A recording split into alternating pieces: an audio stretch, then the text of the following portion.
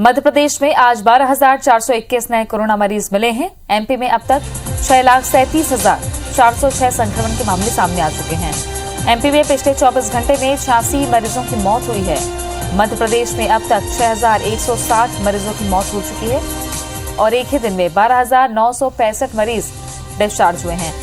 MP में अब तक 5,42,632 मरीज स्वस्थ हो चुके हैं। एक्टिव मरीजों की संख्या 88,614 हो गई है।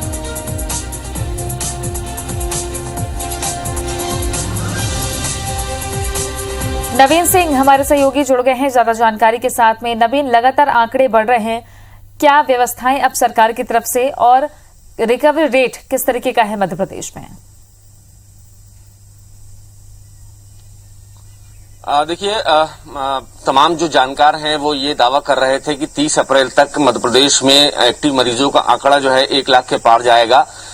कई सारे बड़े दावेदार जो थे, जानकार जो थे, वो 1,80,000 1.5 लाख के आसपास की उम्मीद कर रहे थे, लेकिन मध्य प्रदेश सरकार ने कोरोना कर्फ्यू लगाया और आज 25वां दिन है इस कोरोना कर्फ्यू का। और इसी बीच में मध्य प्रदेश सरकार ने टेस्टिंग बढ़ाने के साथ ही अपने संसाधन जुटाने शुरू किए और आज 6 मई है और अब भी मध्य प्रदेश में 86,000 एक्टिव केस हैं। 1 लाख के पार नहीं जाने दिया मध्य प्रदेश की सरकार ने।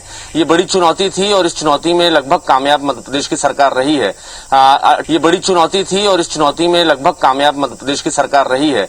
88,000 से 86,000 एक्टिव केस लगातार बने हुए हैं। 12,000 मध्य प्रदेश में कोरोना पॉजिटिव केस बीते 24 घंटे में आए हैं और लगभग रोजाना इसी तरीके का फिगर 12,000 से 13,000 के बीच में आ रहा है। तो इस सरकार की बड़ी कामयाबी है कि इस संक्रमण को उन्होंने एक जगह पे लाके रोका है, स्थिर किया है और अब धीरे धीरे, हालांकि मामूली गिरावट है, लेकिन ये भी राहत की बात है कि 200, 500, 300, 1,000 के आसपास एक्टिव केस पहले के मुकाबले अब धीरे धीरे कम हो रहे हैं। मुख्यमंत्री ने कल वीडियो कॉन्फ्रेंसिंग के जरिए ये राहत भी बताई कि किस तरीके से सरकार की कोशिशों का असर होना शुरू हुआ है। पॉजिटिविटी रेट जो है वो घटा है, लगभग 18% के आसपास पॉजिटिविटी रेट आ गया है और ये 25% था आज से 10 दिन पहले। तो लगभग 8% की जो गिरावट है वो पॉजिटिविटी रेट में हुई है और जो रिकवरी रेट है वो 86% के ऊपर हो गया है। मतलब 100 लोगों में 86 लोग ठीक होके अपने घरों की तरफ जा रहे हैं। तो ये एक बड़ी कामयाबी है। सरकार लगातार कोशिश कर रही है और कोरोना की 3rd वेव के लिए भी सरकार तैयार है, उसको लेकर लगातार मॉनिटरिंग हो रही है। इसी बीच में बार बार मध्य प्रदेश सरकार को शिकायतें मिल रही थी कि निजी अस्पताल ओवर बिलिंग कर रहे हैं, मनमानी बिलिंग कर रहे हैं, मरीजों से 10 लाख रुपए लिए जा रहे हैं, उनको आयुष्मान कार्ड का फायदा नहीं दिया जा रहा है, मेडिक्लेम का भी इंश्योरेंस का भी फायदा मिडिल क्लास फैमिलीज को नहीं मिल रहा है। तो ये लगातार शिकायतें मुख्यमंत्री तक रिपोर्ट हो रही थी। उसके बाद मुख्यमंत्री ने 3 सीनियर आईएएस की एक कमेटी बनाई थी और उस कमेटी को जिम्मेदारी दी गई थी कि ऐसे तमाम जो शिकायतें हैं, ऐसे जो तमाम प्रकरण हैं, उसकी जांच की जाए और जांच करने के बाद रिपोर्ट मुख्यमंत्री को सौंपी जाए। तो आज तीनों आईएएस अधिकारियों की कमेटी आज शाम तक, दोपहर तक मुख्यमंत्री शिवराज सिंह चौहान को अपनी रिपोर्ट सौंप देगी। मध्य प्रदेश में कौन कौन से ऐसे अस्पताल हैं जो मनमानी बिलिंग कर रहे थे।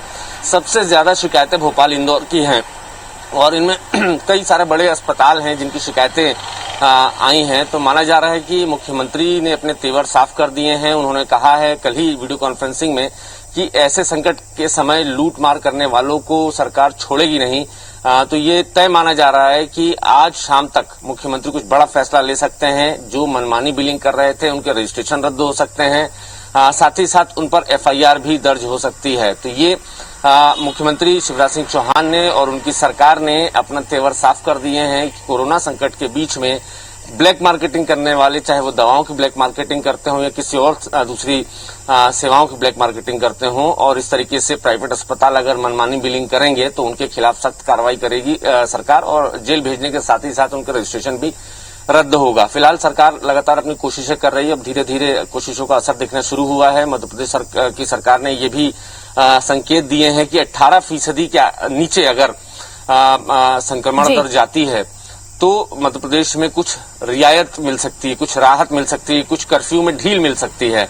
तो ये माना जा रहा है कि और अपील भी की थी मुख्यमंत्री ने कि सभी इस बीच में घरों में रहें। 15 मई महीने में कोई वैवाहिक कार्यक्रम ना करें, सभी अपने घरों में रहें ताकि इस संक्रमण को मई के महीने में ही खत्म कर दिया जाए। और जाहिर तौर पर ऐसे आयोजन पर, विवाह के आयोजन पर भी रोक लगा दी गई है मध्य प्रदेश में, ताकि मुख्यमंत्री का भी कहना है कि ऐसी शादी करने का क्या मतलब जहां लगातार महामारी भी फैल रही है। शुक्रिया आपका नवीन जानकारी के लिए।